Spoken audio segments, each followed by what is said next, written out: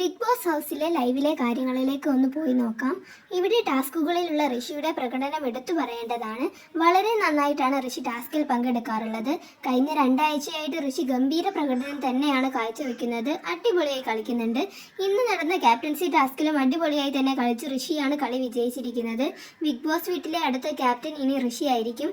നമുക്കറിയാം, പവർ ടീമിലേക്ക് നടന്ന ടാസ്കിലും ഋഷി ഗംഭീരമായി കളിച്ച് ജയിച്ചിട്ടാണ് പവർ ടീമിൽ എത്തിയിരിക്കുന്നത്. ഇപ്പോൾ ഇത് അടുത്ത ആഴ്ചയിലെ ബിഗ് ബോസ് ക്യാപ്റ്റൻ ഋഷി ആയിരിക്കുന്നു. ഇന്നലെ വരെ നടന്ന ടാസ്കുകളിൽ ജയിച്ചിരിക്കുന്നത് ടണൽ ടീമാണ്. ടണൽ ടീമിലുള്ളത് ഋഷി, അഭിഷേക് ശ്രീകുമാർ, നോറ, റസ്മിൻ എന്നിവരാണ്.